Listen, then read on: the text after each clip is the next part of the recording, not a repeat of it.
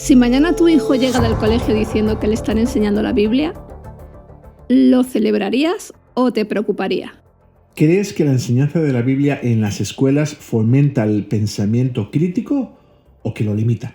Pues sin duda trataremos un tema no exento de polémica y que precisamente la nueva administración Trump ha avivado. ¿Es correcto enseñar la Biblia y enseñar a orar a los niños en las escuelas públicas? Bienvenidos un día más aquí a Punto de Encuentro Podcast.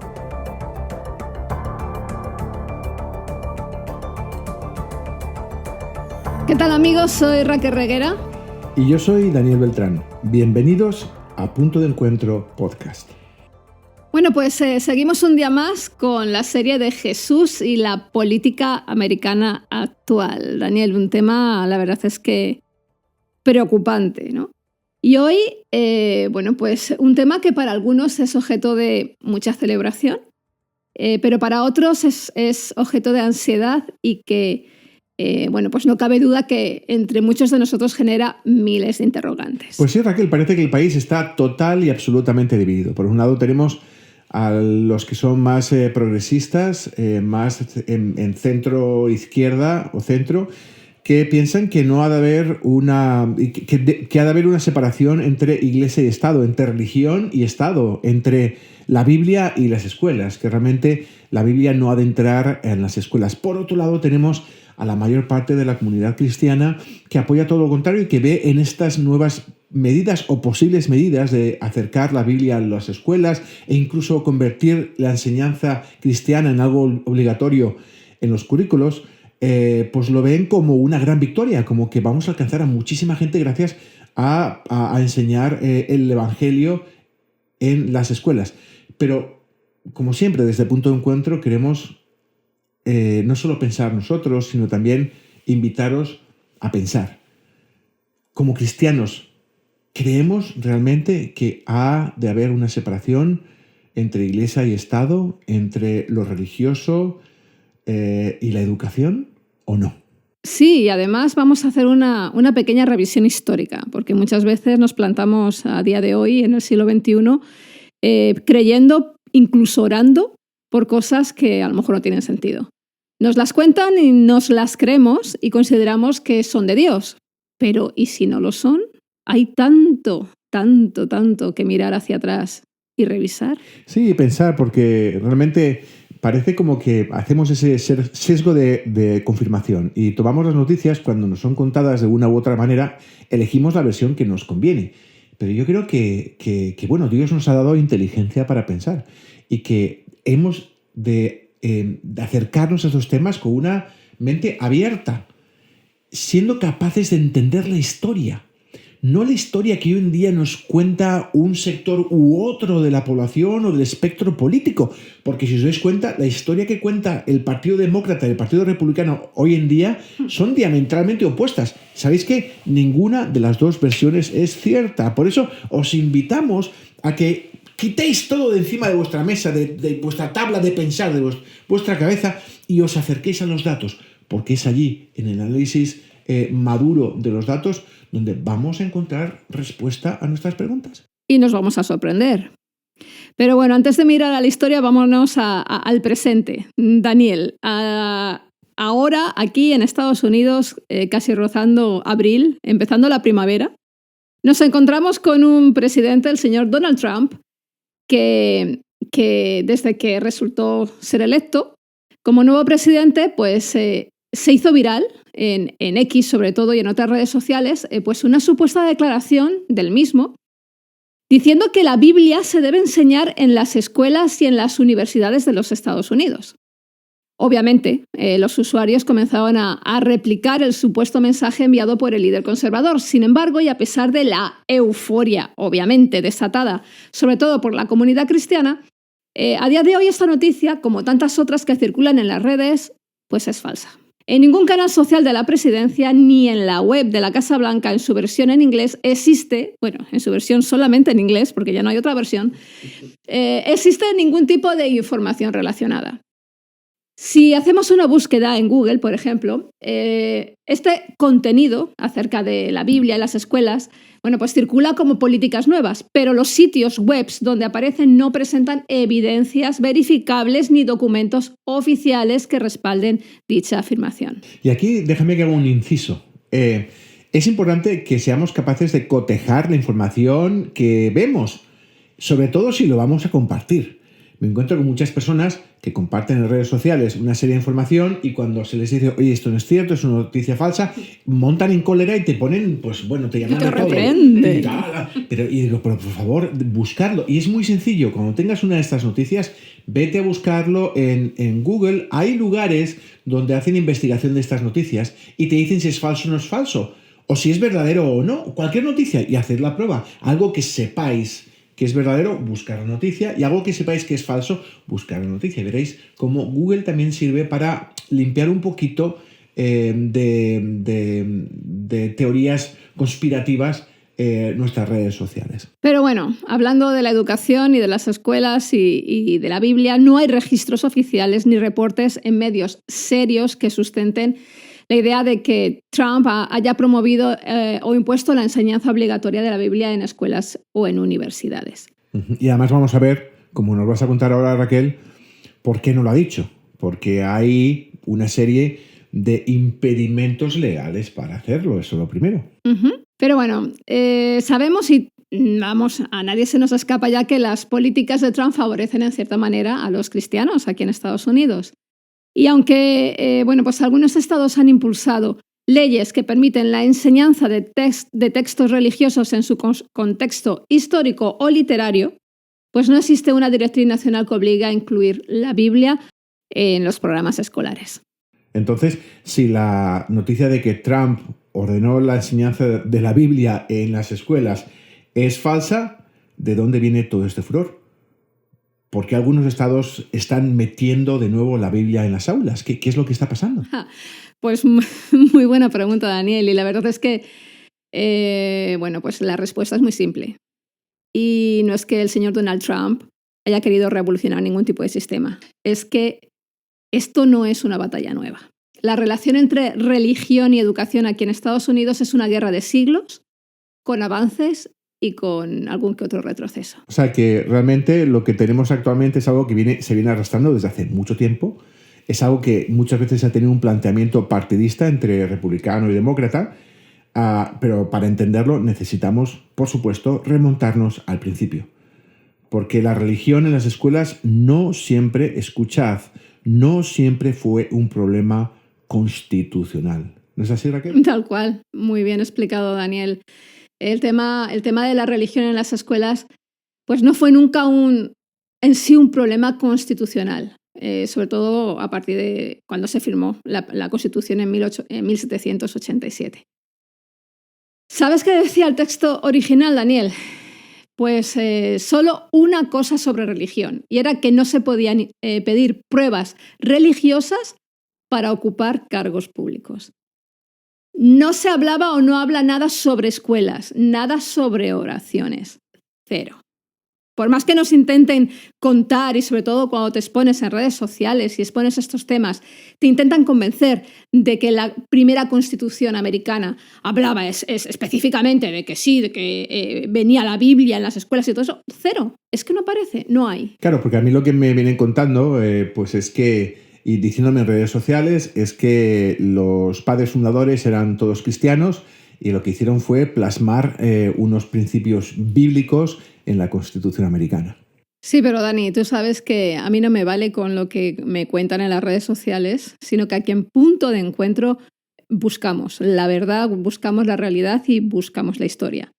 Y ahora vamos a hablar un poquito sobre los padres fundadores, ¿ok? Porque si bien el contenido moral de la Constitución está basado sobre todo en principios cristianos, una cosa tenían muy clara los padres fundadores, es que mezclar religión y gobierno podía ser una receta para el desastre. Fíjate, James Madison, que fue el cuarto presidente de Estados Unidos, conocido como el padre de la Constitución, lo tenía clarísimo. ¿Y por qué? Pues porque había estudiado lo que pasó en Europa. Guerras, persecuciones, masacres, y todo precisamente por la culpa de las alianzas entre la Iglesia y los gobiernos. Y además es que, ¿verdad, Raquel? Como realmente las iglesias, cuando se convierte en una iglesia del Estado, empieza a suprimir o empieza a derribar las libertades, sobre todo para profesar cualquier otro tipo de religión, Exacto. incluso dentro de diferentes denominaciones cristianas, católicos, protestantes, anabaptistas, hugonotes, cuáqueros, de todo, ¿no? Y vemos, parece como el pez grande se come al pez pequeño, ¿no? Y los que primero son perseguidos, después pasan a perseguir. Es la historia de cómo el hombre hace una mala utilización del poder espiritual que puede tener a través de un cargo de liderazgo religioso para mezclarse con el poder y suprimir a todo aquel que piensa diferente. Así es. Y Madison tenía muy en mente pues la famosa guerra de los 30 años entre católicos y protestantes, o la masacre de San Bartolomé en Francia, que bueno, pues entre 10.000 y 30.000 protestantes fueron asesinados en cuestión de días. Y ni hablar de la Inquisición, ¿no? O la persecución religiosa en las colonias americanas. Y todo esto, pues Daniel Noras es toda una historia lejana para Madison. Él lo vivió también aquí. Él creció en el estado de Virginia, donde pues los bautistas, y ya estamos hablando de cristianismo en sí, los bautistas eran perseguidos pues, por no seguir la fe oficial, que era la anglicana. Y él vio cómo pastores fueron a la cárcel simplemente por predicar una doctrina diferente dentro del cristianismo. Y eso le marcó para siempre. Y quiero hacer un inciso, porque yo cuando veo esto que ha pasado en la historia, lo veo en clave no solo histórico, sino en clave actual. Uh-huh. Y aquello que hemos visto que ha pasado históricamente en la antigüedad puede estar empezando a pasar en Estados Unidos. Por eso cuando escuchamos esto, cuando oímos esta historia, creo que es importante que recapacitemos para no volver a repetirla. Sí, además no queremos hacer este podcast para contaros un trozo de historia. Es que los acontecimientos actuales, sobre todo dentro del cristianismo americano, pues traen a colación todo esto, ¿no? Tenemos que tener muy cerca la historia para poder actuar de una forma correcta, dado los acontecimientos, sobre todo a nivel de cristianismo, que están aconteciendo en este país, en Estados Unidos. Y además sabemos que la influencia de Estados Unidos para el resto del mundo es muy fuerte, ¿no? Entonces, cuidado. Y esto es una alerta y se habla mucho, sobre todo en ámbitos más pentecostales, sobre los profetas y las profecías. Bueno, vamos a analizar la historia, vamos a mirar la sociedad, ¿vale? Y por eso estamos hablando de este tema. Es una llamada a atención, sobre todo a todos ustedes que nos oyen, ¿no? Nosotros no hablamos sobre Madison porque hoy nos apetece hablar sobre él. Es porque todo lo acontecido en esta época, en el siglo XVIII, está teniendo un impacto ahora. Y vamos a seguir mirándolo, vamos a seguir analizándolo. Y lo más irónico, Daniel, es que los propios puritanos que huyeron de Inglaterra buscando libertad religiosa instauraron una teocracia aquí en Massachusetts e incluso colgaban o exiliaban a los que pensaban distinto. Esto es, cuáqueros, católicos o cualquiera pues, que no encajara dentro de su doctrina. ¿Qué aprendió Madison con todo esto? Que cuando la religión y el poder político se mezclan, pues tarde o temprano llega la persecución y el abuso, incluso aquí, en Estados Unidos. La verdad es que resulta irónico y preocupante mirar hacia atrás y ver que el país se construyó sobre la base de una libertad religiosa ante la amenaza de una corriente cristiana que pretendía imponer su visión o su lectura de la Biblia y de la doctrina cristiana sobre los demás. Y bueno, realmente, Raquel, lo que cuentas es muy, muy, muy interesante. Sí, es que, como hemos dicho antes, de la historia aprendemos muchísimo. Y actualmente queremos todos enseñar Biblia en las escuelas, pero como más adelante veremos, ¿vale? Pero ¿qué tipo de enseñanza de Biblia me estás hablando? ¿De qué tipo de denominación? ¿Qué tipo de cristianismo quieres plantear? ¿Creerás en la predestinación?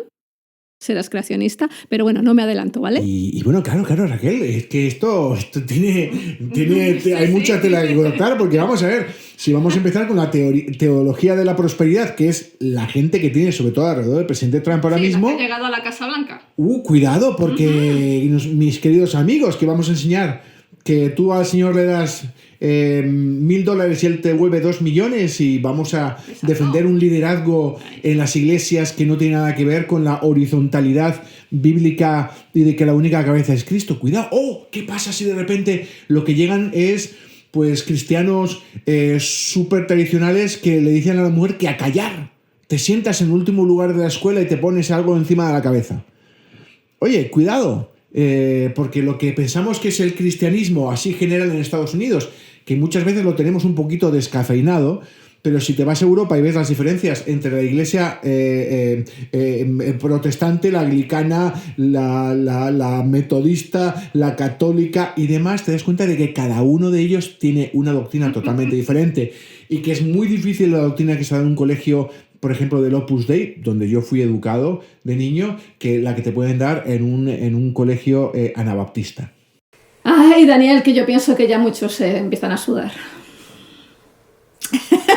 Vamos a tragar. Sí, porque aquí vamos a mirar la realidad tal y como es. Y es que es cierto. Es que luego además tú dices un montón de denominaciones, cada uno con su doctrina, y la mayoría de ellos piensan que es que su doctrina es la única correcta y todos los demás se van al infierno. Entonces tenemos aquí un problema teológico bien montado, ¿eh? Bien montado. Pero bueno, vámonos a mirar otra vez al pasado y vamos a empezar por los puritanos. Porque los puritanos en Nueva Inglaterra veían la educación pues como una herramienta para imponer su fe. Para ellos eso de escuela secular no existía y todo giraba en torno a la Biblia. Era su centro, su libro de texto, era su manual de vida. Parafraseando lo que decía Richard Mather, uno de los grandes líderes puritanos, la única manera de evitar que el diablo tome nuestras almas y la de nuestros hijos es educarlos desde pequeños en las escrituras. Y bueno, yo creo que yo estoy de acuerdo como cristiano en que la Biblia es fundamental, ¿no? Como cristianos, ¿no? El tema es cuando tú llevas a la Biblia a un espacio público y pretendes que todos los niños sean como feligreses de una iglesia, ¿no? Y realmente es una escuela, no es una iglesia. Exacto.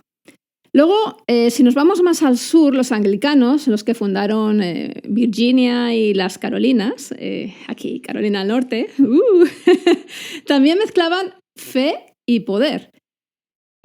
Aunque eran un poco menos estrictos que los puritanos. Aún así, la religión estaba metida en el gobierno también.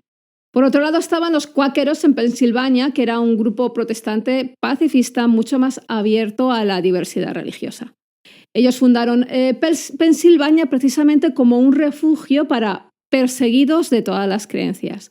Y fueron de los primeros en defender precisamente una educación sin imposiciones religiosas. Así que los cuáqueros, digamos que eran los más permisivos y digamos los que mostraban una mayor, yo te diría que amor, tal vez por el prójimo. Es posible. Fíjate, y además ellos pues fundaron Pensilvania como un refugio para perseguidos de todas las creencias. Fueron los primeros en defender una educación sin imposiciones religiosas. Como dijo William Penn, fundador de Pensilvania y líder cuáquero, y estamos hablando del 1681, más o menos, ellos creían que la verdadera religión no necesita armas para sostenerse ni castigos para imponerse. Y él mismo apuntó que la fuerza lo que hace es crear hipócritas y no conversos. Interesante porque, claro, el problema está en que cuando tú estás enseñando la Biblia, y es interesante porque yo creo que la Biblia y desde un ámbito incluso no cristiano, pero los principios cristianos han sido fundamentales para el desarrollo de nuestras sociedades como las conocemos. Y creo que es fundamental, ¿no? Yo no creo que sea malo enseñar la Biblia. Me gustaría que se hiciera, pero claro, de una manera muy, muy suave y de una manera voluntaria. Pero claro, el problema está en cuando lo pones como algo obligado. Y estoy pensando en adolescentes, a los que estás forzando a creer de una manera, cuando ellos quieren tomar sus propias decisiones. Esto incluso, Raquel, puede ser contraproducente, porque lo que genera son, pues eso, miembros de una comunidad y nada más, como muchos católicos que van a misa, que van los domingos, las fiestas de guardar, en el colegio a hacer la oración, el mes de la Virgen María haces pero al final no crees absolutamente en nada de lo que estás haciendo porque es meramente cultural. Uh-huh. Es el gran problema, que es que esto no podemos buscar hacer una religión cultural, que eso genera personas vacías, que nosotros defendemos el bautismo en agua como un acto voluntario fundamental en nuestras vidas de aceptación de Jesucristo como nuestro Salvador. Y que si esta decisión no se toma de una forma voluntaria, y esta es nuestra creencia como cristianos, ¿no? Y no forzando a un niño o bautizándolo en agua sin que medie ningún tipo de acto voluntario. Esto no lleva realmente no creo realmente en mi creencia cristiana que esto lleve a ningún tipo de salvación. Y en cierta forma, la iglesia evangélica en Estados Unidos está buscando tal vez, imponer este tipo de principios sin darse cuenta de que esto es contraproducente. Lo que sí conseguirían es, digamos que, hundir el resto de denominaciones. Y yo creo que ellos no están pensando únicamente en lo que son cristianos, sobre todo lo que son musulmanes o de otras religiones, ¿no? Y creo que esto, si lo pensamos de una forma madura, cristianos maduros, que sabemos lo que es predicar el evangelio, lo que es llevar la verdad de Cristo a personas que necesitan y que están cansadas y que necesitan de esa mano salvadora, pues nos hemos de dar cuenta de que esta posiblemente no sea la mejor fórmula. Ya, bueno, y también atendiendo, como tú dices, a lo que piensa la mayoría del sector evangélico, ¿no? La famosa oración de fe, ¿no? Que la utilizan como esas palabras mágicas, ¿no? Donde de repente una persona un día dice sí, creo en Cristo, pero su vida no se transforma, no se convierte, no hay una regeneración, no hay nada, pero ya consideran que ya tienen la salvación y que ya son salvos, simplemente porque, yo qué sé, un buen día en un campamento de repente hizo una oración que ni siquiera sabes desde qué posición en su alma la está orando, ¿no? Entonces, sí, ahí está la historia. La salvación, como tú dices, es algo mucho más complejo dentro de tu espíritu. Y como consecuencia de fórmulas mágicas, que a veces funcionan, a veces no funcionan. No funcionan. Estamos cayendo en esta mentira. Entonces, por eso, culturalmente, si queremos o hacemos que todos digan sí, yo creo en Jesús, ya se consideran que ya todos esos son salvos. Claro, entonces si van a la escuela y por la mañana hacen una oración, todos los padres están tranquilos, sus hijos están salvos. Pero ¿es realmente esto verdad? Estamos hablando de algo mucho más complejo, si no mirad el Nuevo Testamento, ¿no? ¿Es realmente la fe de los primeros discípulos o lo que tenemos es la fe que se instauró desde Constantino, sí. De esto de la religión del Estado, que ha pasado con la dictadura, por ejemplo, de Franco en España, haciendo la Iglesia Católica? Franco decía que España era la reserva espiritual de Occidente, algo que se está diciendo en Estados Unidos. Es lo mismo. Cuidado, ya sea católico, ya sea protestante, ya sea evangélico, ya sea puritano, al fin y a la postre, lo que no podemos hacer, sea cual sea tu fe, es imponerla, ni llevarla a lugares públicos. Si puedes llevarlo y predicar, pero lo que no puedes hacer es obligar a nadie a orar o hacer o aprender lo que no quieren hacer. Tiene que ser un acto voluntario. Y en ese momento en que tú fuerzas, en ese momento yo creo que lo que estás haciendo es, te diría que ilegal. Volvamos a los hugonotes. Muy bien.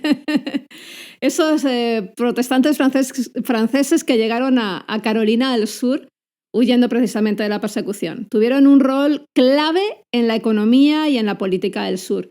y con una doctrina basada en las enseñanzas reformadas de Calvino, tenían una resistencia firme frente a toda forma de imposición religiosa o tiranía espiritual. Fueron estos los que en París fue, ¿verdad, Raquel? Uh-huh. Fue en París donde mataron a miles y miles de la Iglesia Católica de hugonotes. O sea, hugonotes han sido la denominación cristiana, yo creo que más golpeada, ¿verdad? Jean Rumboldt, explorador y oficial naval hugonote, que precisamente fue asesinado por los españoles durante la toma de Fort Caroline en la masacre de 1565, pues precisamente fue asesinado porque los españoles, que eran católicos, pues vieron la colonia como una amenaza protestante. Y aunque había diferencias entre ellos, algunos, pues mucho más estrictos y otros más abiertos, lo cierto es que la mayoría de los grupos religiosos en las colonias creía que la educación debía ir de la mano de la fe.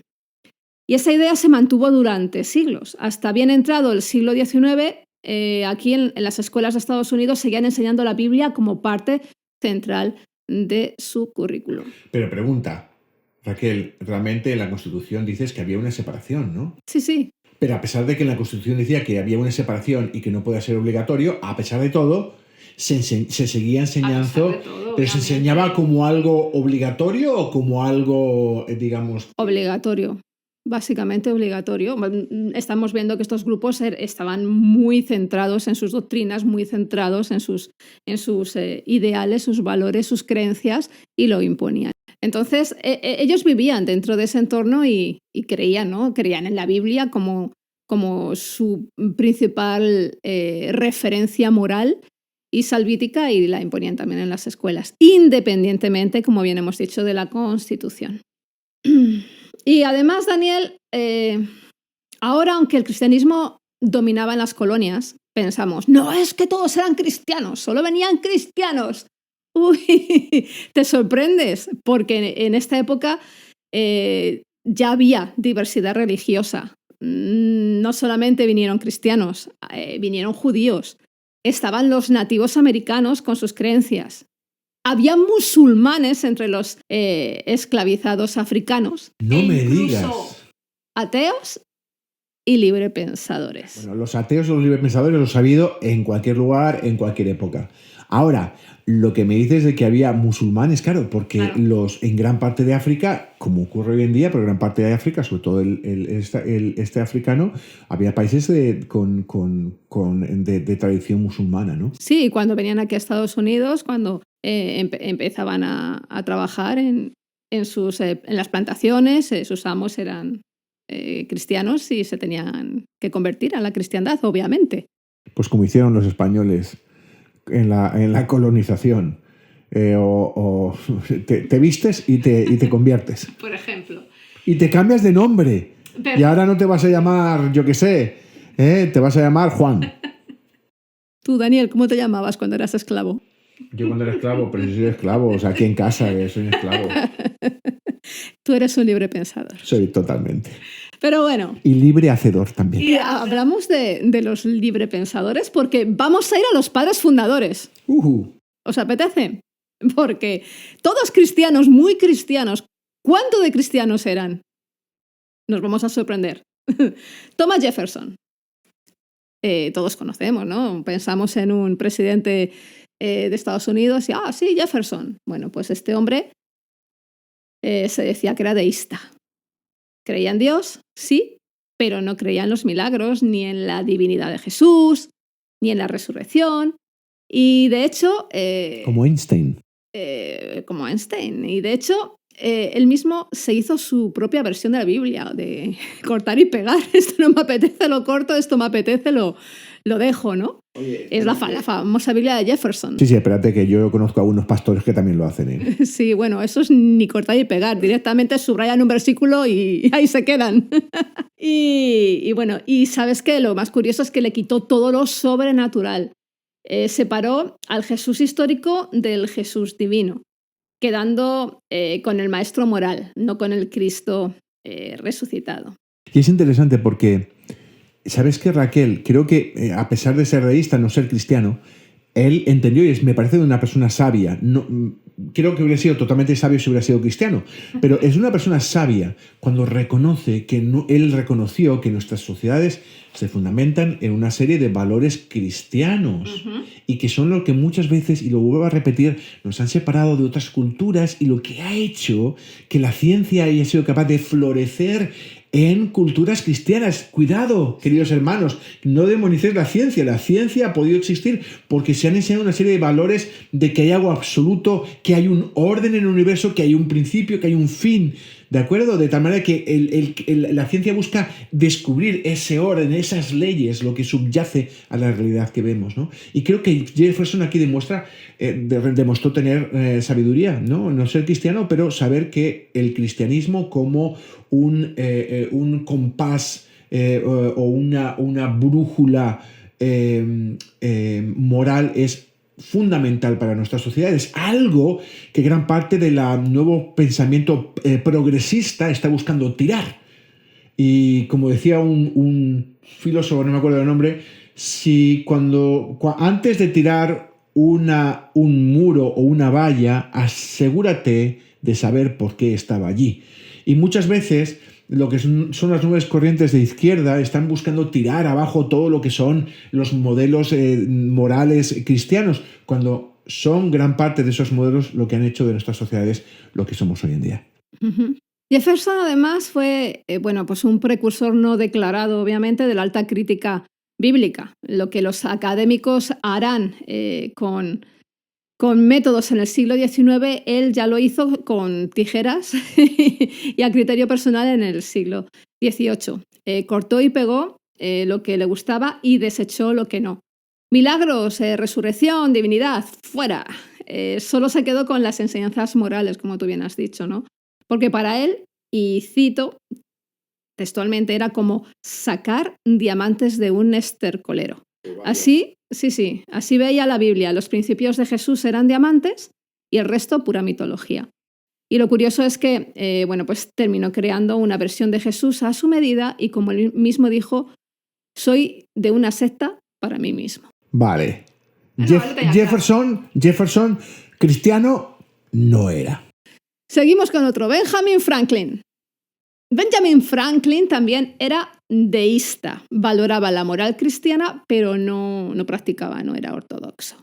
Vaya. Y hablando de Madison, como ya hemos dicho anteriormente, James Madison, el padre de la Constitución, tenía una fe más racional, más iluminista, más devocional. Su visión de Dios y la religión estaba más moldeada por la razón, por la filosofía, por la política, que por una fe viva, bíblica y tradicional, como la que pues defendiera en sí un cristiano ortodoxo practicante, ¿no? O sea que estas tres personas, uno de ellos era como de misa de domingo y los otros dos, si te he visto, no me acuerdo. O sea, que de cristianos no tenían mucho, no eran cristianos fervientes. No iban a la iglesia y levantaban las manos. No, como nos intentan vender ahora, de que todos los padres fundadores eran cristianos. Pues mira, no, va a ser que no. Pero oye, algún cristiano habría, digo yo, ¿no? Hombre, sí, había cristianos. Tenemos, por ejemplo, a John Witherspoon, que era pastor presbiteriano y el único clérigo que firmó la Declaración de la Independencia. Y con todo esto, pues tenemos que tener muy claro que la Constitución no fue escrita por un bloque cristiano uniforme, sino por un grupo diverso. Algunos eran cristianos practicantes, otros eran deístas y otros simplemente hombres morales influenciados por la Biblia y, atención, por la Ilustración. Raquel, me parece apasionante lo que estás contando y esto me hace retrotraerme y plantearme esto, porque vemos esto como si fueran una serie, los padres fundadores como son una especie de semidioses, ¿no? Uh-huh. Como si estuvieras viendo en los memorials de Washington, D.C., ¿no? Pero realmente lo que era un grupo de personas con una meta, y es fundamentar o dar las bases para una sociedad sana, bien organizada, amantes de su país, que reconocían la diversidad entre ellos y, sabiendo que cada uno era de su padre y de su madre, dijeron, vamos a hacer algo común para todos. Y aparte de todo, como todo era tan diverso a nivel religioso, lo que tenían que buscar es un lugar de encuentro en el que estuvieran todos de acuerdo. Pero entonces, Raquel, ¿por qué los simpatizantes de MAGA, de Make America Great Again, dicen que los padres fundadores eran todos cristianos? Pues porque algunos sí que lo eran. Pero también tenemos que entender que usaban un lenguaje religioso en esa época y porque además estos MAGA tienen interés de conectar la identidad nacional con los valores cristianos, ¿no? Pero la historia, Daniel, es muchísimo más compleja. Había cristianos, sí, pero también, como hemos dicho anteriormente, había deístas, había escépticos y había muchos matices. En Estados Unidos, en la América de entonces, no era blanco o negro, igual que ahora. Había muchos grises entre medias, ¿no? No eran dos bloques, era algo mucho más complejo, mucho más variado, con un país que todavía se estaba cociendo y con un montón de influencias de diferentes países. Exacto, pero había una cosa que todos ellos compartían y era la clarísima convicción de que la religión debía ser libre, nunca impuesta por el Estado. Y esto además tiene muchísimo sentido porque muchas minorías en aquella época sufrían discriminación. No tenían los mismos derechos que los colonos cristianos dominantes, ¿no? Y por eso, pues los padres fundadores defendieron precisamente la separación entre iglesia y Estado. Sabían que si el gobierno favorecía una sola religión, los demás, las minorías obviamente, terminarían desgraciadamente perseguidas o silenciadas, ¿no? Pero entonces, cuéntame, ¿qué es lo que dice la Constitución o cómo realmente se separa o cómo hacen los padres fundadores para separar lo que es la religión del Estado? Pues fíjate que fue Madison el que redactó el primer borrador de lo que hoy conocemos como la Carta de Derechos o Bill of Rights, que incluía precisamente la tan famosa primera enmienda, donde el gobierno de Estados Unidos introdujo dos principios que hasta hoy generan debates feroces. El primero, la cláusula de establecimiento, donde el gobierno no puede imponer una religión oficial. Y el segundo, la cláusula de libre ejercicio, donde cada persona es libre de practicar su religión sin restricciones. Vamos, que tú llegas a un medio público y puedes practicar tu religión, orar, leer la Biblia. Exacto. Pero lo que no puede ser es que alguien en autoridad te imponga lo que tienes que hacer. Exacto. Así de claro, así de sencillo, pero que está generando tantísimos debates. Y durante casi 2 siglos esta tensión fue manejable. Las escuelas enseñaban moral cristiana de manera bastante natural, hasta que en el siglo XX pues explotó la bomba. E iniciamos lo que se denomina la famosa era del separatismo. Durante el siglo XX, la Corte Suprema endureció la separación entre Iglesia y Estado y eso impactó de lleno sobre todo en la educación pública. Hasta los años 60 era común que en las escuelas se hicieran oraciones y lecturas de la Biblia cada mañana, hasta que llegó el caso de Engels v. Vital en 1962 y ¡boom! Pues mira, que se acabaron las oraciones obligatorias en las escuelas públicas. Antes de 1962 era totalmente común que en muchas escuelas públicas de Estados Unidos se hicieran oraciones cada mañana y de hecho en Nueva York las escuelas usaban una oración no denominacional, para que nadie se sintiera ofendido, oficial aprobada precisamente por el Estado, que era la de Dios Todopoderoso, te reconocemos como fuente de todas las bendiciones, danos tu luz, tu fuerza, tu guía. Amén. Que si le quitas a la mente también lo puede decir hasta un musulmán. Si me apuras. Pero claro, pero volvemos al principio. Técnicamente, no se podía obligar a nadie. Entonces, si tú estabas haciendo esto, pero llegaba un niño que decía que no le daba la gana, pues no podías no le forzarle. podían ni castigar, ni obligar a ir en contra de su voluntad. Y supongo que habría casos, ¿no? Y esto es lo que parece ser que dices, ¿no? Que fue el año 1962 cuando empezó los padres y demás a plantear, o los estudiantes o quien fuera, oye, Está la primera enmienda y lo que estáis haciendo va en contra de la Constitución, ¿no? Sí. Y recordemos que la Constitución en Estados Unidos algunos hablan de la Constitución como si fuera una Biblia, como si hubiera bajado Moisés con la tabla de los 10 mandamientos, ¿no? La Constitución, no. Quien escribió la Constitución no fue Moisés. Quien escribió la Constitución fue un grupo de personas diversas buscando un bien común y una serie de reglas iguales para todos. Si las sociedades cambian, y esto no quiero que nadie se me escandalice, si las sociedades cambian, las constituciones dentro de un punto de vista histórico y con mucho cautela también pueden cambiarse, Raquel. Es algo que, sobre todo en grupos más conservadores, tanto en Estados Unidos como en España, como supongo que en cualquier país del mundo,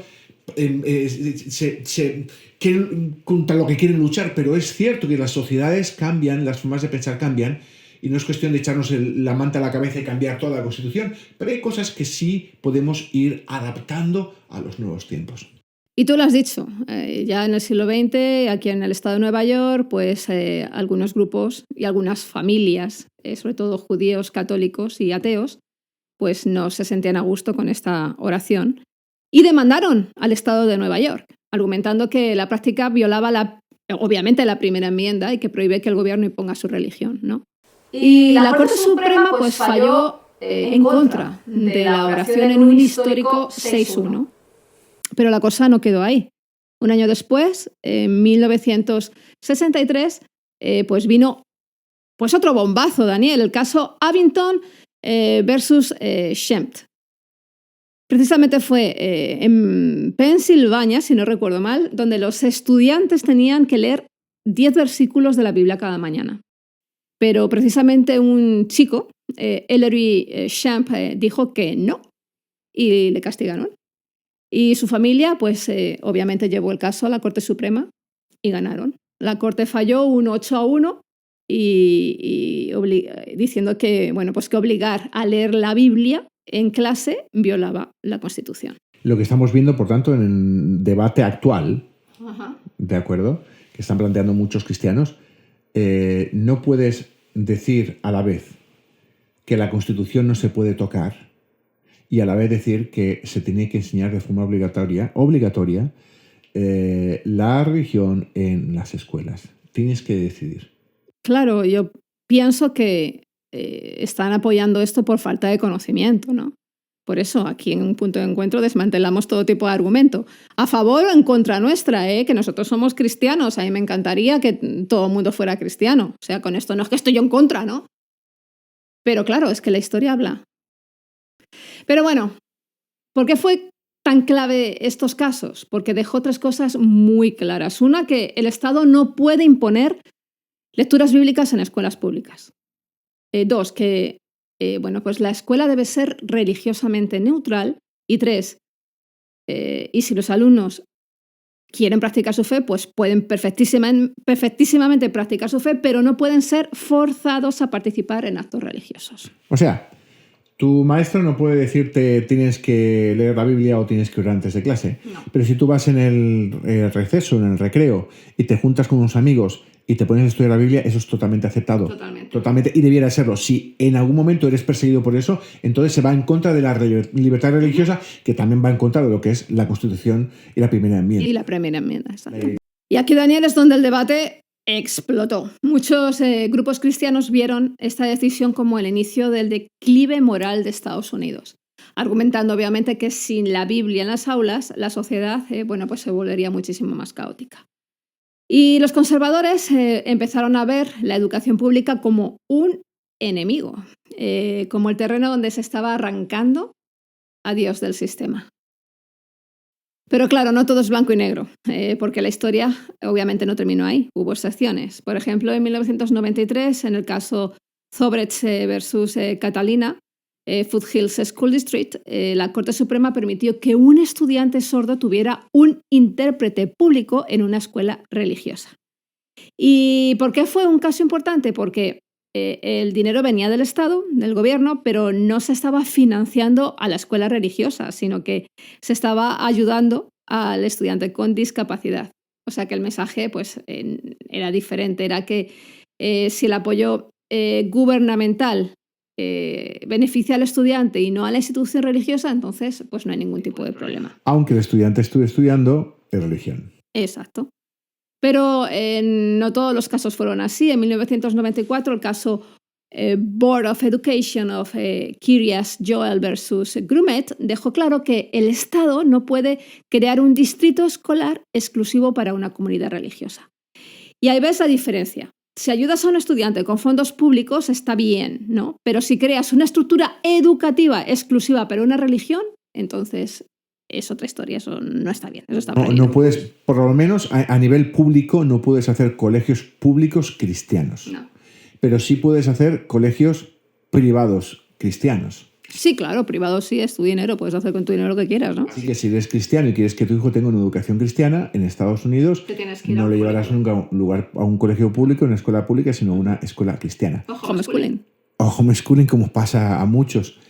Miedo, me vais a perdonar, miedo me dan algunas escuelas cristianas en lo que pueden enseñar sobre ciencia, porque lo que he escuchado en las iglesias es, bueno, corramos un túpido velo.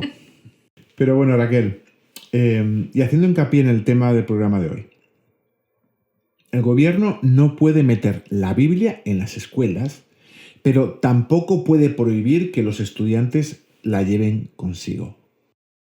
Sí, es como hemos dicho antes, ¿no? Y para que nuestros oyentes lo tengan más claro, ¿no? Un estudiante cristiano puede llevar la Biblia, la puede leer en el recreo, y eso es completamente legal. O sea, aquí que no nos cuenten las aventuras, como leemos en Facebook, es que han sacado a Dios de las escuelas. No. Tú eres totalmente libre para llevar tu Biblia, para orar. Por ley estás amparado, lo puedes hacer perfectamente. Sí, un poco un inciso aquí es cuando me hace gracia cuando dicen es que nos persiguen en Estados Unidos.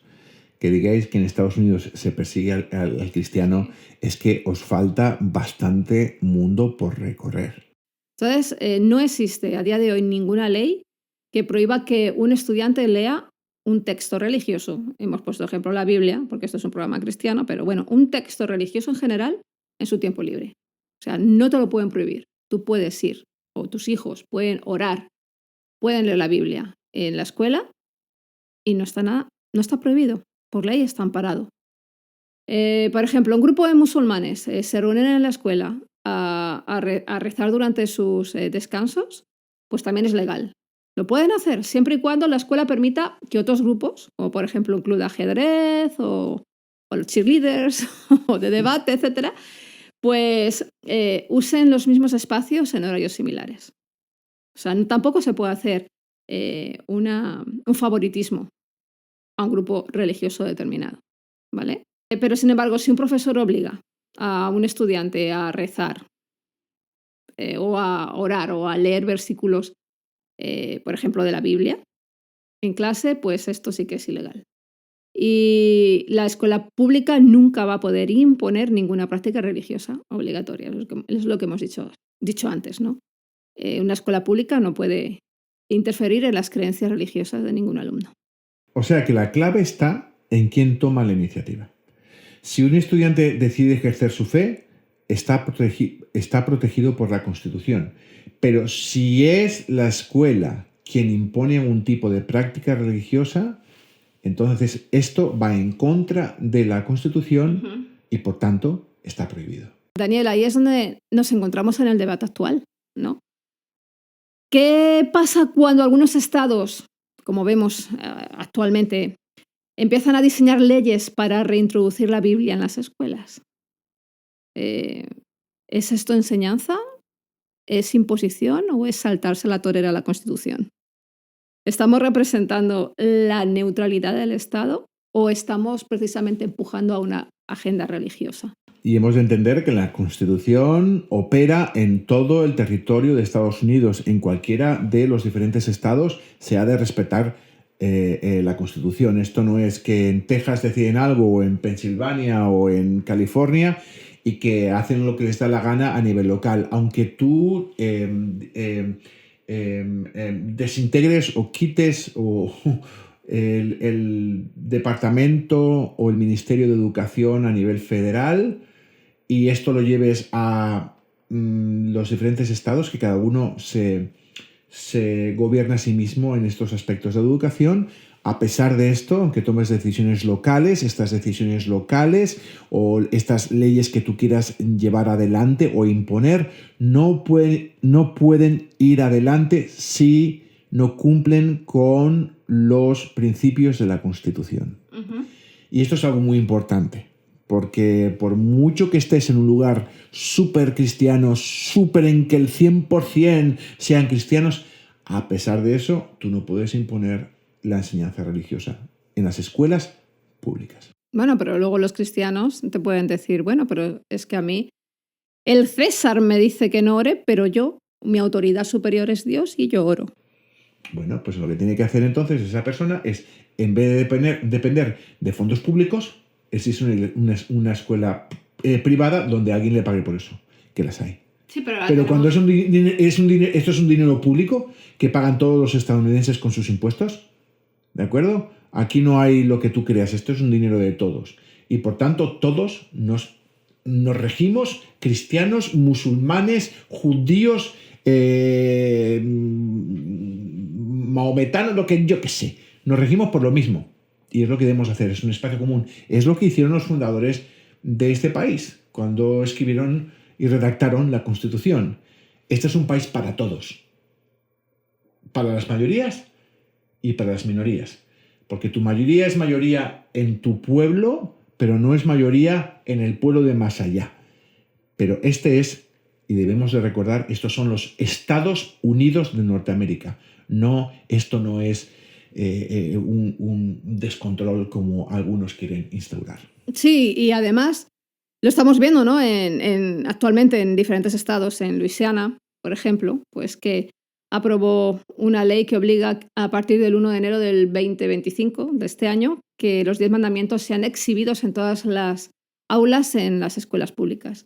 Y esta medida pues ha generado controversia y obviamente ya está enfrentando diferentes demandas legales, ¿no? Claro, pueden ponerlo en los muros, pero puede interpretarse que esto no obliga a nadie a leerlo. Ahora, si tú vas y pones en un muro una bandera del LGTBI, te la van a quitar. En cierta forma, al poner los mandamientos en la pared, se puede entender también que puede ser algo cultural y moral. Es interesante, ¿no? Y es defendible, yo creo. Claro, también es defendible que llegue alguien y ponga, por ejemplo, una bandera LGTBI. Si estamos ejerciendo libertades, hemos de aprender que la misma libertad es el que es cristiano que el que no es cristiano para exhibir sus ideologías. Uh-huh. Ya, pero tú lo has dicho. Estamos convirtiendo entonces el cristianismo en una ideología más. Y estamos convirtiendo las escuelas en lugares de confrontación en vez de lugares donde se tiene que dar una educación unificada a todos. Tenemos otro estado, el estado de Oklahoma, donde el superintendente de instrucción pública, Ryan Walters, pues emitió una orden para que todas las aulas desde 5º hasta 12º grado tengan una Biblia y que los maestros la utilicen en sus enseñanzas, ¿no? Y esta directriz ha sido obviamente calificada de inconstitucional por diversas organizaciones defensoras de libertades civiles. Vamos a ver, en el momento en que tú empieces a hacer esto, va a haber algún niño en tu aula que se va a oponer y que te va a organizar una en clase que no veas. Un niño musulmán, un niño ateo, un niño rebelde. Y sabes que va a tener todo el derecho a plantarte cara, porque las autoridades en lugares públicos se fundamentan en unas normas comunes. No puedes estar defendiendo tu autoridad utilizando principios que están fuera de lo que son las leyes. Y si un niño te desobedece, tú no tienes ningún tipo de principio jurídico para imponérselo, te va a llevar a juicio y lo vas a perder. Así que ese tipo de medidas, esta segunda, la primera no tanto, Luisiana, a mí incluso no me parece una mala idea. Pero lo otro de utilizar la Biblia, pues esto va a generar... ¿Os imagináis que me obligan a mí tener que estudiar a leer con el Corán? A nuestra hija. Vamos, se lo tiro a la cara. Entonces yo entiendo, o sea, yo soy cristiano y no me importa leer la Biblia. Ahora hay que tener cuidado, o sea, ¿la Biblia en qué?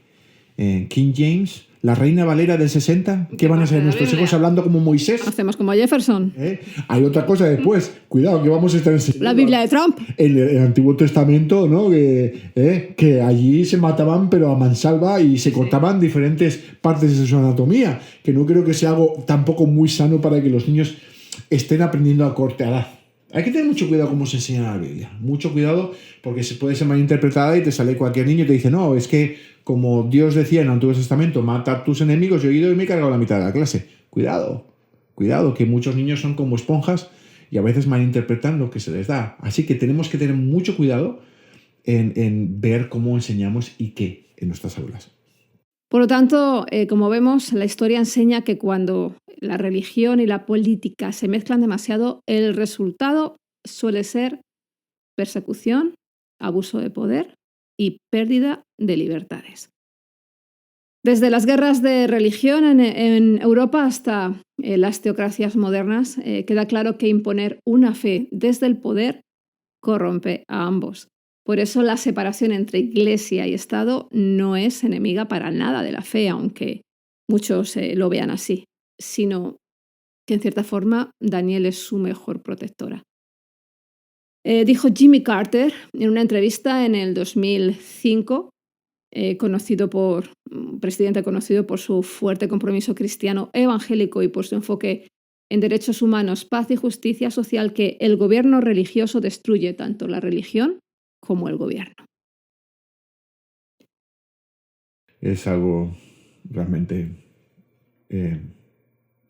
para pensar, Raquel. Y esto me hace pensar mucho. Como cristiano, en cierta forma quiero que alguien haga el trabajo por mí. Yo no quiero, como no tengo tiempo para educar a mis hijos, los llevo a la iglesia, a la escuela dominical, y espero que también en la escuela. Pero realmente lo que debemos hacer es tomar nuestra responsabilidad como padres. Y es algo que es importante. Vamos a ver, hemos hablado mucho en un pasado sobre otro tipo de ideología, el tema de la ideología de género.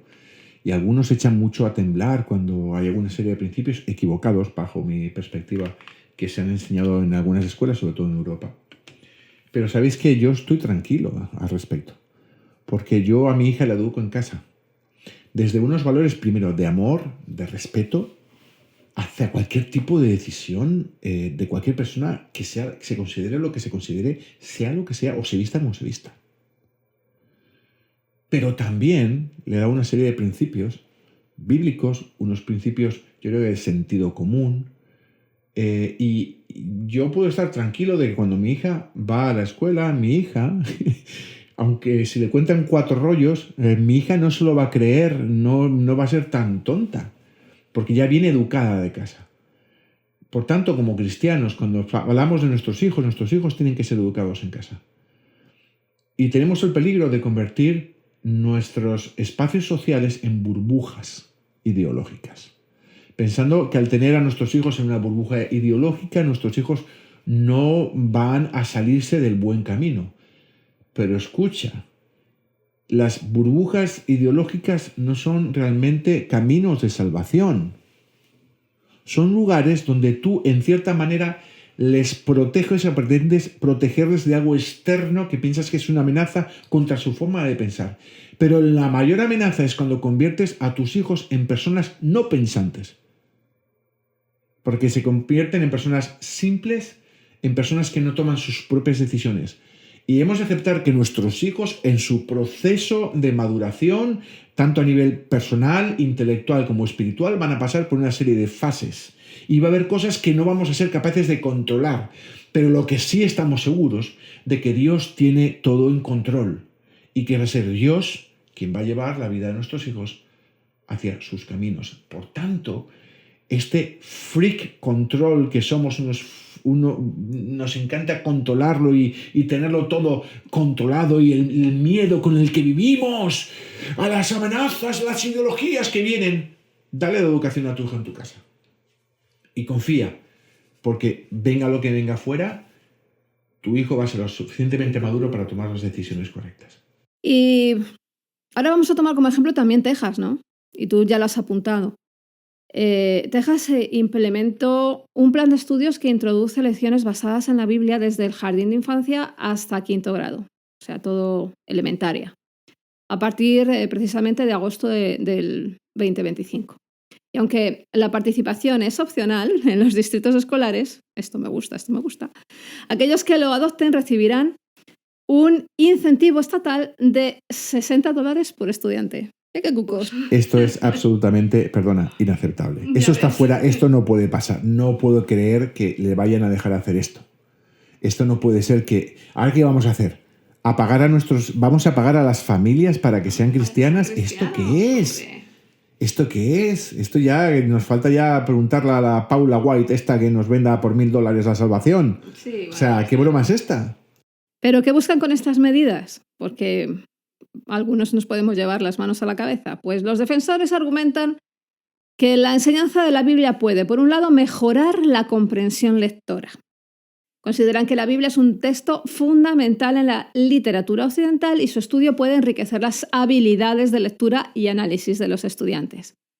Y dos, pues enseñar valores morales. Y sostienen que las historias e enseñanzas bíblicas pueden servir como base para inculcar principios éticos y morales a los jóvenes. Yo no sé qué tipo de Biblia van a utilizar. ¿Qué tipo de adaptación de la Biblia van a utilizar? Pero el Antiguo Testamento, así, crudo, no es algo que se le puede dar a un niño de 6 años. De hecho, ha habido alguna que otra demanda que no he expuesto anteriormente, precisamente porque ha habido padres que al leer, no cristianos, al leer lo que dice la Biblia en el Antiguo Testamento, se han asustado y obviamente se han negado por completo a que esos niños, estamos hablando de niños pequeños, pues lean esas historias. Lógico, es que es normal, es que no nos vamos a asustar ahora con que no, si la Biblia es palabra de Dios, por supuesto que es palabra de Dios, pero vamos a ver, hay partes de textos, como tú bien apuntas, que un niño de 5 años pues no tiene la suficiente madurez ni preparación para que lo pueda leer ni entender, ¿no? Entonces, sí, bueno, es un punto que más adelante vamos a hablar, ¿no? Las enseñanzas bíblicas para nosotros los cristianos pues nos parecen que es maravilloso, ¿no? Es la oración, es el deseo, wow, el cielo en la tierra, en las escuelas americanas, ¿no? Y gloria a Dios, si así pasara, ¿no? Pero incurre que todo esto cae en los desafíos legales que hemos hablado anteriormente, violando, pues como hemos dicho, la primera enmienda y la separación de Iglesia y Estado y sobre todo la discriminación religiosa. Y luego, si me apuras un poco, lo vemos, por ejemplo, Daniel, en nuestro país, ¿no? En España, porque la denominación cristiana por excelencia en España es el catolicismo y, por lo tanto, en los colegios, que yo sepa a día de hoy, la religión es una asignatura que es optativa, pero la que se enseña es la denominación o la doctrina católica predominante, lo que conlleva obviamente a una clara discriminación a otras denominaciones minoritarias cristianas, como por ejemplo la evangélica, ¿no? Interesante, Raquel. Claro, porque después nos pasa algo que cuando tú vas a hacer la declaración de la renta o los impuestos, el IRS, los taxes, tú tienes una casilla para marcar para que el dinero sea de la Iglesia Católica. Y esto ha sido históricamente así. Y ahí, claro, la Iglesia Evangélica y otras se oponen. No sé cómo estará ahora mismo el tema. Pero cuidado, que vamos a hacer lo mismo también. Claro. Entonces vamos a... es decir, la unión de religión-estado, y el problema está en que los del poder ven, el poder político ven que pueden utilizarlo también como un poder espiritual, y mucho cuidado que hay mucha manipulación espiritual en el mundo evangélico americano. Y por otro lado, lo que estamos viendo, como los pastores que los llaman a Washington y van allá y besan la mano del Papa. Y allí van porque también ellos van a sacar dinero. Y hay que tener mucho cuidado con estos apostolobos, que lo que buscan no realmente predicar el evangelio, sino llenarse las arcas. Y entre unos y otros unen el poder político con el poder religioso. Y eso es una mezcla explosiva y muy peligrosa para cualquier democracia en el mundo. Y así es que, Daniel, actualmente aquí en Estados Unidos estamos viendo una nueva ola de litigios y debates públicos sobre el lugar de la religión en las escuelas públicas, ¿no?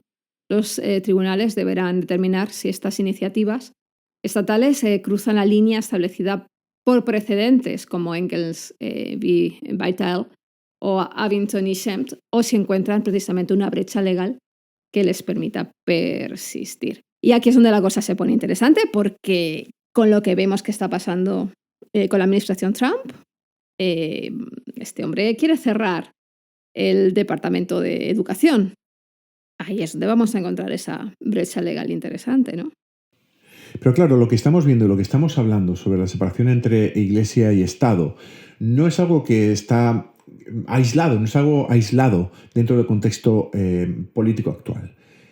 Forma parte de lo que se conoce como el Proyecto 2025, del que tanto se habló durante la campaña para las elecciones que finalmente ganó Donald Trump. El presidente lo negó y dijo que él tenía una agenda, la Agenda 47, pero realmente lo que estamos viendo es que la hoja de ruta actualmente para el gobierno Trump, y por eso van tan deprisa y hay tantas órdenes ejecutivas, es porque estaba plantada de antemano a través de una agencia, la Fundación Heritage, para remodelar el gobierno federal de los Estados Unidos de América, de tal manera que tenía como meta que el Partido Republicano y el movimiento MAGA tuviera una mayor representación en las diferentes agencias federales. Y eso lo estamos viendo cumplir en estos días. Es una noticia detrás de otra. No son movimientos aislados, es constante, ¿no? Han quitado de tal lugar o de tal directiva a los demócratas y los han sustituido por personas que son, digamos que leales al movimiento MAGA. Esto se está amplificando a todos los niveles del Estado, a todos los niveles de los organismos federales. En algunos casos lleva al desmantelamiento de agencias enteras o casi de forma total, como es el USAID, pero también en otras pasan por poner a personas en cargos muy importantes, ya no solo lo que es Elon Musk a la hora de desmantelar las agencias, sino también poner personas a cargos importantes. Y todo esto lleva, y lo vemos mucho, y se habla mucho, de que dentro de todo esto, la gran parte de la base que tiene Donald Trump, de la base MAGA, es la Iglesia evangélica.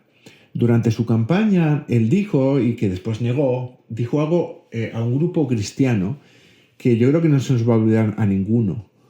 Y es que él dijo: votadme en estas elecciones porque es posible, más o menos parafraseo, de que no me tengáis que volver a votar, como que básicamente no va a haber nuevas elecciones.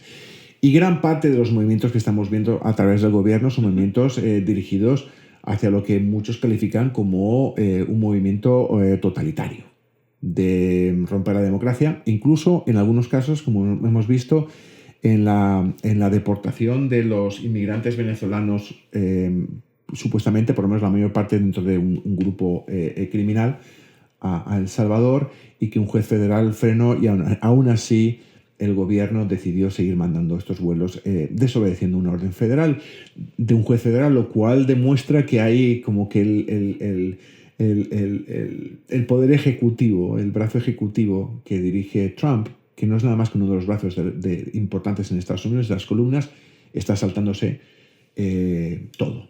Esto significa también, Raquel, que también en un momento determinado se puede empezar a saltar la Constitución, intentando utilizar a los jueces que están más a su favor en los diferentes estamentos. Por ahora, la justicia ha mantenido el tipo, el Tribunal Supremo de Estados Unidos, a pesar de que en su mayoría es de corte bastante conservador, por ahora se ha mantenido fuerte. Pero vamos a ver cómo gran parte de estas cosas que están pasando en los próximos meses y años. Va a haber un desgaste, hay un desgaste continuo. Y lanza una bomba detrás de otra, una detrás de otra, y va cansando. Estos jueces también van perdiendo resistencia. Y hay gente, Raquel, que está empezando incluso a cambiar su discurso. Hemos visto cómo hay universidades muy prestigiosas a las cuales se les ha negado los fondos públicos debido a una serie de políticas o una serie de planteamientos políticos, o incluso en temas de LGTBI o en tema de género, algo que realmente a mí me parece una verdadera locura. Pero ¿qué está ocurriendo con nuestras instituciones? con universidades, con hospitales que pierden esta financiación y lo que hacen es ceder ante la presión por parte de la administración Trump. El riesgo está en que no solo cedan estas universidades, sino que en un momento determinado puedan ceder los jueces, y entonces en ese momento la administración Trump pase a controlar los diferentes brazos del Estado. Algo bastante peligroso y que directamente se denominaría como un gobierno totalitario. Eso es lo que es un gobierno totalitario, que parece que necesitamos que venga Maduro o que esto sea Cuba o que esto sea la Rusia comunista para que sea un gobierno totalitario como el que está instaurado en Rusia. El problema es que cuando esto empieza a pasar, pues nosotros como cristianos nos encontramos ante una coyuntura positiva para nosotros. Tenemos el favor. Claro. Y el problema está cuando pensamos que el fin justifica los medios. Y eso es algo bíblicamente incorrectísimo. Uh-huh. Es fundamental.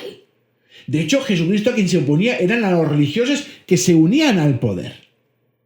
Y aquí tener mucho cuidado porque Jesucristo ni una sola vez enfrentó a un homosexual, Raquel. ¿No había homosexuales entonces? Claro que los había. Los ha habido de siempre. Pero ¿sabéis qué? Como cristianos nos estamos situando del lado que más nos conviene, pero nosotros no somos ciudadanos de esta tierra, mis queridos amigos. Somos ciudadanos del cielo. Y lo que ha de regir nuestras vidas tiene que ser unos principios de justicia muy superiores a los que hay en esta tierra y que están marcados por realmente los principios bíblicos. Por eso, cuando estamos viendo en la redefinición del proyecto 2025 del papel del gobierno federal en la educación, y estamos viendo cómo está rompiendo el Ministerio de Educación para darlo a los diferentes estados, es el primer paso para empezar a instaurar o dejar que cada cual dentro de estos grupos que están apoyando al presidente pues puedan incluso llegar al punto de forzar una educación cristiana en las escuelas. Y la pregunta que yo lanzaría a los que nos escuchan en este día, ¿no?, es: ¿crees que eso es correcto? ¿Crees que es correcto pasar por encima de las leyes de la Constitución norteamericana simplemente por la fuerza? ¿Por desgaste? ¿Piensas que el fin justifica los medios? Porque yo creo que como cristianos no podemos estar imponiendo nada a nadie. Como cristianos tenemos que mostrar nuestra firmeza en algunos asuntos, pero no podemos estar cambiando o doblando la mano o el brazo de la ley para llevar a cabo aquello que nos conviene. Y porque nos convenga y porque se vean más cruces en las diferentes escuelas, no significa que sea lo que Dios quiere. ¿Realmente Dios, eso es lo que Dios quiere de nosotros? Porque cuando miramos históricamente, no únicamente a esta persecución de unas iglesias sobre otras, el problema de cuando las iglesias o las denominaciones se hacen oficiales del Estado, lo tenemos desde el Imperio Romano con Constantino y la Iglesia Católica en Europa, que al final la Iglesia Católica ungía a los emperadores. ¿No os dais cuenta de que volvemos a lo mismo? ¿No os dais cuenta de que hemos tenido un grupo de pastores ungiendo al presidente como si fuera un emperador? Carlos V o Felipe II. ¿No os dais cuenta de que estamos volviendo, sin darnos cuenta, un poquito a esa Edad Media? ¿No os dais cuenta de que deberíamos estar sumergidos en el Evangelio de la Gracia y nos estamos realmente sumergiendo en un evangelio agresivo, impositivo, oscurantista, ¿no? Y oscurantista? ¿Os dais cuenta de que como pasó en la Edad Media, se negaron todas las ciencias y las artes? ¿Estamos haciendo igual en el día de hoy? ¿Se está demonizando la ciencia? ¿Se están cortando los recursos que se da el NIH a las diferentes agencias, las universidades? ¿El FDA? ¿Os dais cuenta de que venimos en toda esta corriente impulsada por un cristianismo mal entendido y un estudio bíblico literalista, oponiéndonos por miedo, básicamente, y por falta de fe, y por ceguera intelectual, oponiéndonos a la ciencia?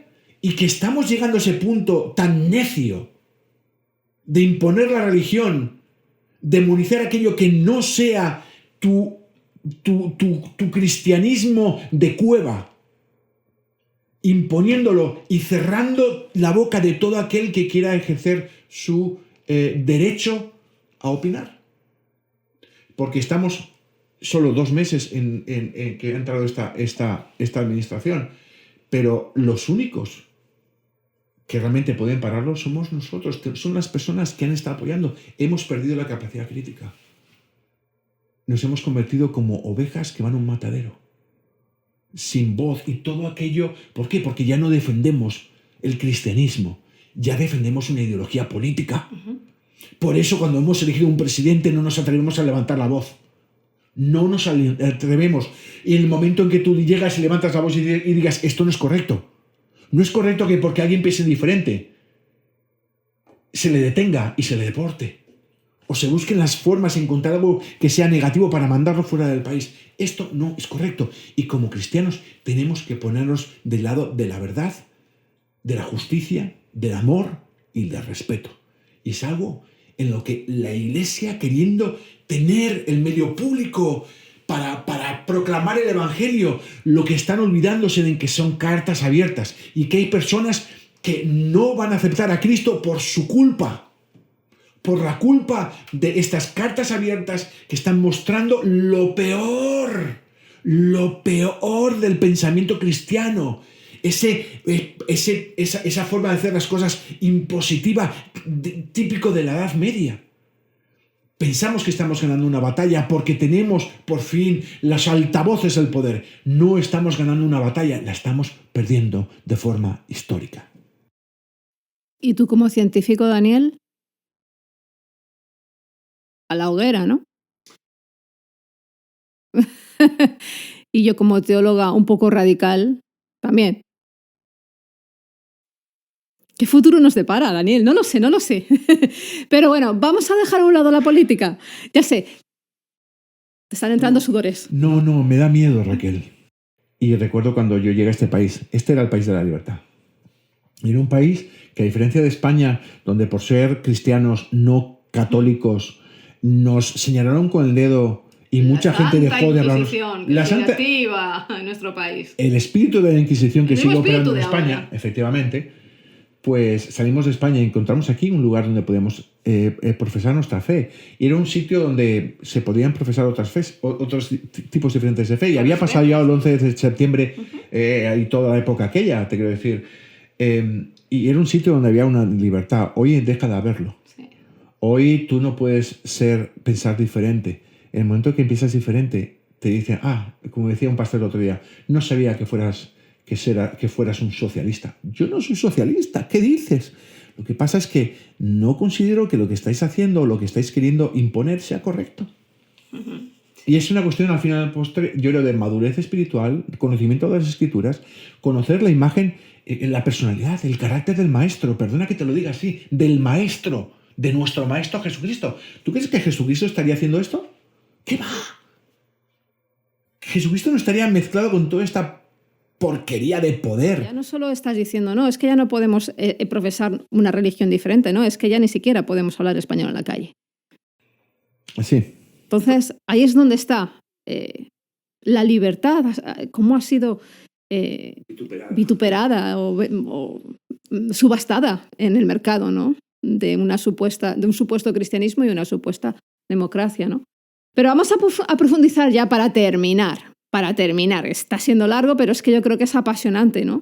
Porque esto, como hemos dicho al principio, conocer la historia y conocer el proceso nos da las claves para entender el presente y por dónde está pasando la fe y la enseñanza actual en Estados Unidos. Pero profundizando un poquito más en el tema, Daniel, y dejando a un lado ya la política, las cuestiones políticas, para centrarnos solamente en la Biblia y en las escuelas, está claro que para muchos de nosotros puede ser pues, una opción muy válida en la enseñanza de nuestros hijos. Pero claro, aquí entran en juego otros factores como la eterna lucha entre fe y razón, ¿no? O cómo de dispuesto estamos a que enseñen a nuestro hijo la Biblia y también la evolución en la misma escuela, ¿no? O hasta dónde estamos como padres dispuestos a que nuestros hijos estén expuestos a ideas como el relativismo moral, como el humanismo secular o como tantas y tantas ideologías que en otras administraciones hemos visto que han tenido muchísima preeminencia en el currículo escolar, ¿no? Como por ejemplo la ideología de género, ¿no? Entonces, con todo esto, si encima no tenemos como referencia a Dios en medio de todo esto, ¿cómo enseñamos la Biblia? ¿No? ¿La vamos a considerar solamente como un libro histórico o un libro social, un libro cronológico? ¿O la vamos a exponer en nuestras escuelas como un libro de doctrina? Y encima, si me apuras, si estamos enseñando doctrina dentro del cristianismo, con las tantísimas denominaciones que hay, ¿qué doctrina vamos a enseñar? ¿La de Paula White? No, hablemos claro. Porque la parte del cristianismo que ha llegado a la Casa Blanca es la teología de la prosperidad. Que esta señora está al cargo actualmente es un empleado. Es un empleado de un departamento del gobierno. Ajá. Y a la vez está en televisión vendiendo que si tú le das $1,000, lo que hace esa gente, ella te vende. Pues estamos de vuelta en la Inquisición, Raquel. Se está vendiendo las indulgencias. Sí. ¿No te das cuenta? Y aparte, están perdiendo, en cierta manera ya está mezclando el poder político apoyada por el presidente. Es como, bueno, pues eso, la suma sacerdotisa, y ahora está ganando dinero. Esto es algo vergonzoso, y que tantos cristianos de bien que hay en Estados Unidos, que durante años os habéis estado oponiendo al evangelio de la prosperidad, tenéis a Guillermo Maldonado como el representante hispano, por favor. Es una cosa, por favor. Estos son los representantes no fake del cristianismo. Estos son totalmente fake. Son una pandilla de apóstatas. De verdad, una pandilla han prostituido el evangelio. Pero eso es lo que tienes, porque si me dijeras que tienen contra, es que tienes una especie de Martin Luther King Jr. ¡Wow! Digo, espérate, es un tío cristiano, pero es un tío socialmente poderoso. Esta gente no defiende los derechos de nadie. Esta gente está defendiendo a sus empresas, porque los ministerios americanos, en la mayor parte de los casos, no son nada más que máquinas de dinero, donde no les interesa que tú vayas buscando una salvación. Lo que les interesa es que vayas a su iglesia y pongas el diezmo y las primicias. Eso es lo que les interesa. Queridos amigos cristianos, despertad, porque este es el cristianismo que se está predicando desde la Casa Blanca. ¿Pensáis que ahora sois favorecidos? ¿Que sois favorecidos por esto? ¿Por qué? Porque podéis hacer un viaje en autobús un día de estos y darle la mano al presidente. ¿Tú crees que eso va a hacer que el evangelio se realmente vaya hacia adelante? Yo, Raquel, estoy tan triste de ver esto. De que el cuerpo de Cristo esté en estos niveles. Y que cuando yo diga esto y alguien me escuche, me van a mandar de ida y vuelta al infierno 5 veces. Uh-huh. Porque esto no es lo que quieren escuchar. Y no tener claro qué tipo de cristianismo profesan. Eso es lo peor. Eso es lo peor. Así de claro. Así es que la pregunta, yo quiero que en la escuela de mi hija o de mi hijo enseñen la Biblia. ¿Qué piensan? ¿Qué piensan? ¿Qué pensáis? Yo quiero que nos dejen sus comentarios, ¿no? Porque después de toda la información que les hemos dado, supongo que tendrán tiempo y un montón de ideas para pensar y reflexionar. Fijaos, yo como teóloga, misticona, me encanta considero la Biblia como la herramienta más eficaz y precisa para conocer a Dios, pero también entiendo que es necesario buscar a Dios en el silencio. No me vale buscar a Dios solamente a través de tu razón. Necesitas un encuentro personal con Él, ese encuentro de poder con el Espíritu Santo, ¿no? Y contemplación de su gracia, contemplación de su divinidad, ¿no? Pero fíjate que me lo planteo, ¿eh? Es que me lo planteo. Incluso me aterra pensar que incluso puedan estar enseñando una doctrina tan afín al sistema actual, llamándolo cristianismo en la escuela de mi hija. Me aterra, ¿eh? Y soy teólogo. A mí me aterra porque se van a encontrar con alguien que les va a plantar cara. El azote. Y me aterra, ¿sabes lo que me aterra? Que no sé si este país realmente es el país correcto para que nuestra hija crezca. Y en eso estamos. Como cristianos, pienso que la forma en que está cambiando la sociedad en Estados Unidos es anticristiana. Creo que Estados Unidos es de los países más crueles que hay. De los más crueles, donde hay una mayor pobreza en todo Occidente. Niveles de pobreza son brutales. Y lo peor de todo es que no les importa. No les importa. No somos muy cristianos, somos así. Pues os ocupáis de los huérfanos y de las viudas, os ocupáis de la gente, de los niños que nacen con enfermedades, que les estamos quitando, se les está quitando la ayuda y se van a morir. Ah, no, en contra del aborto. Y estoy de acuerdo en ir en contra del aborto. Pero ¿sabes qué? Yo soy prohibida desde el principio al final. Y cuando resulta que hay unos niños que nacen con unas enfermedades raras, a las madres no les van a dejar abortar. ¿De acuerdo?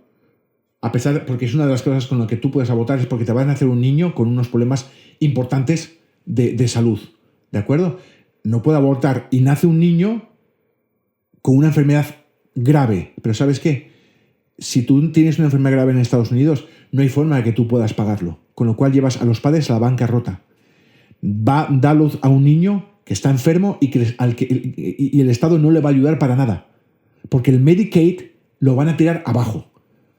Con lo cual vamos a ver a padres tener niños y hay miles de enfermedades raras que tú ni siquiera conoces. Y vamos a ver cómo ven morir a sus hijos sin poder ayudarles. Un vídeo salió el otro día de una señora que tenía un niño con diabetes tipo 1 y tenía que inyectarle cada pocas horas. Y le habían dado el recibo de la insulina, $1,000. No sé para cuántos días le duraría. Qué bárbaro. ¿Qué va a pasar? Esta mujer, pobre mujer, trabajando, y el marido trabajando, y trabajando no le da. ¿Sabes qué? Como cristianos nos parece perfectamente bien que se queden sin el Medicaid. Y no nos oponemos, ni levantamos nuestra voz. ¿Por qué? Porque ya no somos cristianos, somos republicanos. Uh-huh. Ese es el gran problema de Estados Unidos. No, y lo peor de todo es que si encima estuviéramos viviendo un cristianismo de poder. Ayer saqué un reel en las redes sociales donde me empezaron a insultar pastores, simplemente porque animo a que dejemos de ser espectadores para ser testigos de su poder, para caminar en el mismo poder que caminaron los primeros cristianos, que no buscaban los milagros ni pedían diezmos. Los milagros les seguían, el poder de Dios les secundaba. Me encantaría que en Estados Unidos estuviera esa iglesia donde ahora, en el caso de esta mujer, fuéramos a casa de esa niña, orásemos por ella y esa niña fuera sana. ¿La iglesia americana está demostrando esa unción y ese poder? Vamos a ser claros. ¿O estamos hablando de otro poder dentro de una oficina oval buscando diezmos y primicias? Ahí está. Lo que a ti te apena, lo que a mí me apena.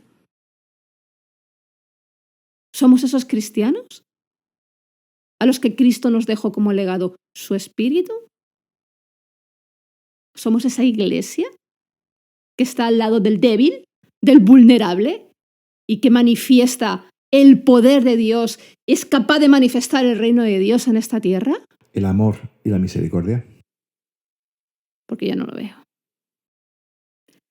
Pero bueno, lo vamos a dejar aquí, Daniel. Se ha vuelto muy intenso. Es un tema que, como podréis escuchar, hemos hablado mucho y nos apena. Y esto, atención, esto no tiene nada que ver con las políticas. O sea, el presidente ha sido elegido por unas políticas que tiene que llevar adelante. Tiene que ser fiel a sus votantes. Pero hay cosas que no están bien, amigos. Y no están bien ni aquí ni allá. Da igual quien lo haga. Biden hizo muchas cosas mal. Pero no solo es que el presidente está haciendo A, B o C, sino, queridos amigos, la Iglesia está respaldando pues una serie de decisiones sin abrir la boca que se oponen creo sinceramente, a lo que son los principios cristianos más fundamentales. Pero bueno, independientemente de la Biblia en las escuelas sí o no, lo que tiene que estar claro es que desde Punto de Encuentro sí que les animamos a que pongan una Biblia en su vida, ¿no? Porque todos necesitamos una guía. Y como bien dice Jeremías 10:23, no es del hombre que camina el ordenar sus pasos. Necesitamos que alguien sea nuestra lámpara, y qué mejor que la verdadera lámpara espiritual que es en nosotros la palabra de Dios, ¿no? Me encanta y quiero animarles a que lean una predicación de Charles Spurgeon que la dio la mañana del domingo del 22 de octubre de 1871 y que se llama El libro que habla. Es fascinante. Y lo que está claro es que la Biblia, más allá de todos estos debates políticos, religiosos y de todo el contexto histórico o científico, como le quieras dar, lo más importante es que esas palabras están inspiradas por el Espíritu Santo y de una manera personal nos habla día con día a cada uno de nosotros. Así es que si quieren vivir y quieren tener paz en medio de tanto conflicto actual, no solo aquí en Estados Unidos, sino en el resto del mundo, pongan sobre todo a Cristo en su vida y sigan su palabra. Así, estamos totalmente de acuerdo. Y los tiempos que se avecinan posiblemente no sean los mejores que vamos a haber vivido en toda nuestra vida. Así que mantengámonos cerca del Maestro, cerca de sus enseñanzas y caminando de la forma más estable y madura posible. Y termino con una frase precisamente de esta carta que dice así: nadie nunca supera las Escrituras. El libro se engancha y profundiza con nuestros años. Esto ha sido todo por hoy aquí en Punto de Encuentro Podcast. Hasta la próxima semana.